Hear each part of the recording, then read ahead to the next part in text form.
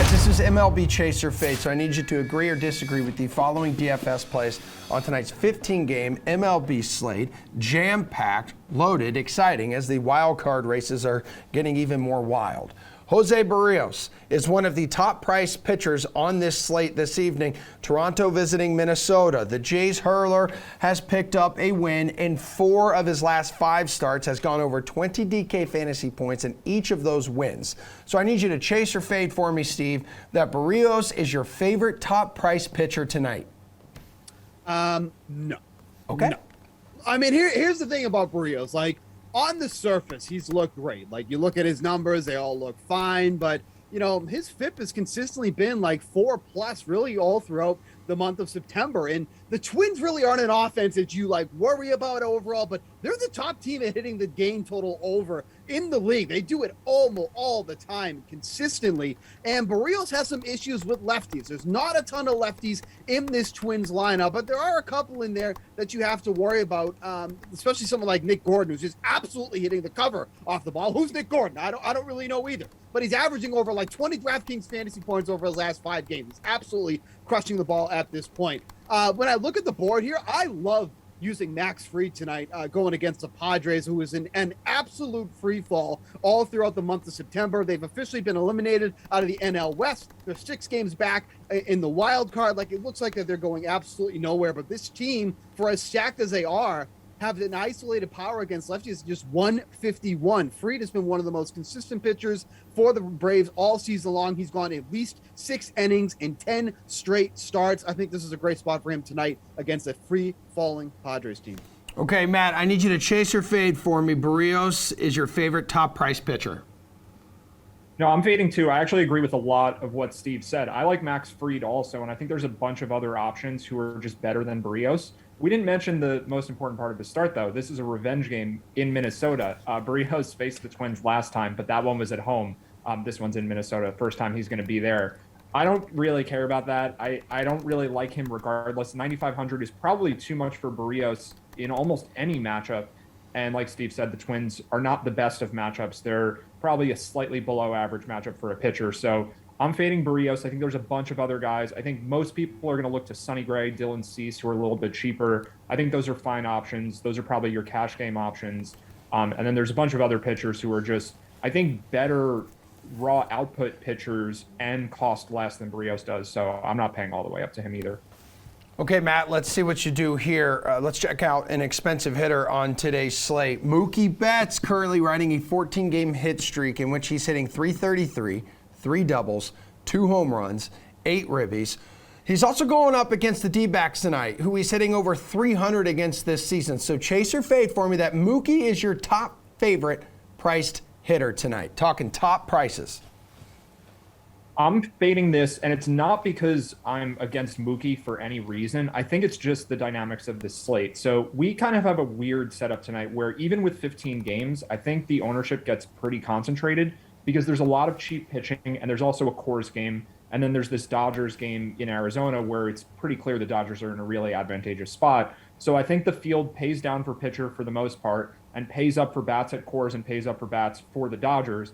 And I think that leaves one guy in particular that I like just way more, who I want to prioritize over Mookie Betts, and that's the likely AL MVP, Shohei Ohtani, who I've been touting a lot lately. He hasn't been quite as good in recent games, but he's going to be facing who I think could be the highest owned pitcher on the slate in Logan Gilbert. And even if he wasn't, I think that Ohtani is maybe the best fantasy hitter in the league right now with the struggles that Fernando Tatis has had, just the combination of speed and power that Mookie doesn't really have. I mean, Mookie is a good power hitter. He can steal some bases, but Ohtani is better in both areas. And when we're talking fantasy points, those are really the things that matter the most. So I like Ohtani a lot, and then you get the added bonus that he's facing Gilbert, who could top 30% in some of these tournaments.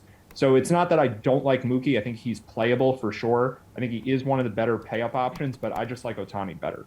Steve, chase or fade Mookie as your favorite top price hitter tonight.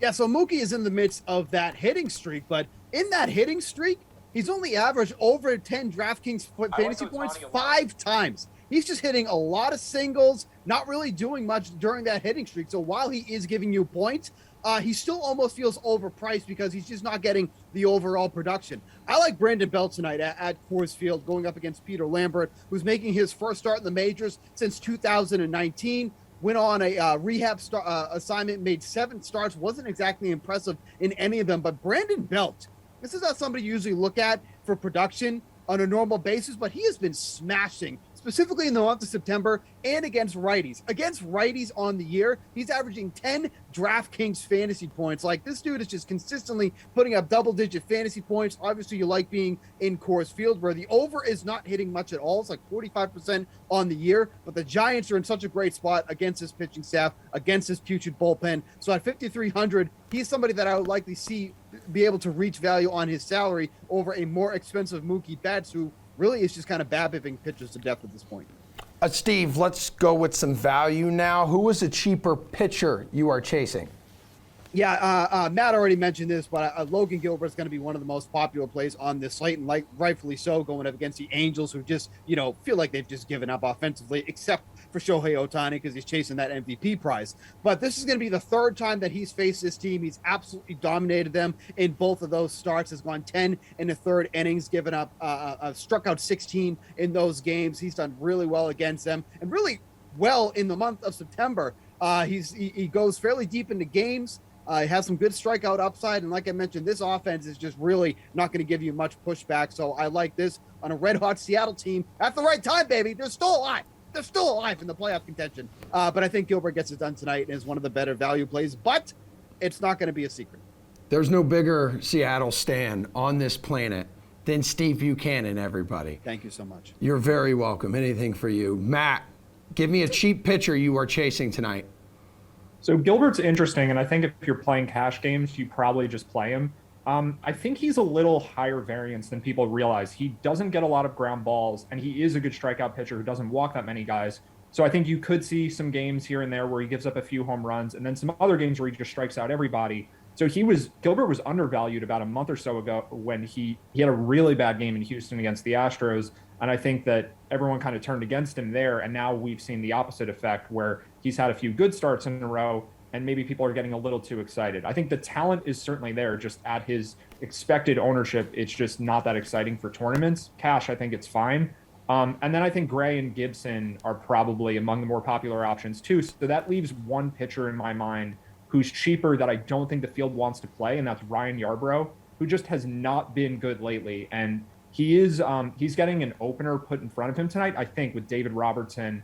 I think the Rays are more inclined to do that because Yarbrough has struggled a little bit, but his matchup tonight could not possibly be any better. This Marlins team traded away all of their good hitters at the deadline for the most part. Jesus Aguilar was probably the best guy they had left to face a left-handed pitcher. He's out of the lineup. Jorge Alfaro's out of the lineup, so there's less power from the right-hand side for Yarbrough to worry about. The Marlins, I think, are the worst offense in the MLB right now, and pitching in Tampa Bay is a good spot for a pitcher. So Yarbrough, 7,200.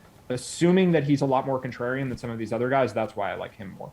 All right, guys, last one here. A value bet you are chasing. Steven.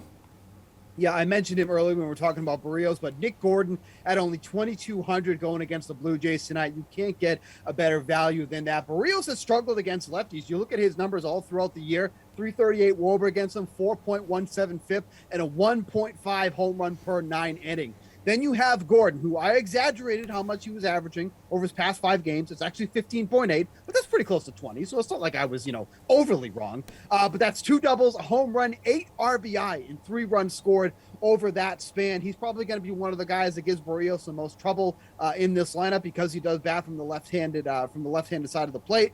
And this has been an issue for Barrios all throughout the year. So Nick Gordon at 2,200, he does not have to do much. Don't do that, Matt. He does not have to do much to return value at just 2,200. So for someone who's near the bare minimum, he's one of my favorite plays tonight. Matt, are you okay? Yeah, that was a real cough, I promise. I have no problem with Nick All Gordon. right, sorry, he's so used to doing segments with Nick Fryer and going back and forth. I felt like Steve was ready to attack you. That guy. We've already established we're on the same page with Barrios. So neither of us likes him that much today. All right, give me a value bet, Matt, real quick.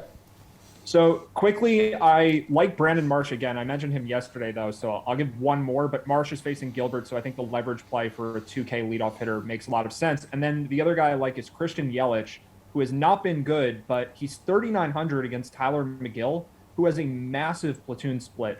McGill has a ground ball rate above 50% against righties. Against lefties, it's in the 20s. He's just a different pitcher against the two sides of the plate. Yelich is a really good hitter who just hasn't been as good as he's supposed to be this year. He's $3,900. It's just way too cheap for him. And I also think he's probably a contrarian option because there's so many outfielders to choose from at Coors and on the Dodgers. So I think he's both too cheap and goes overlooked tonight.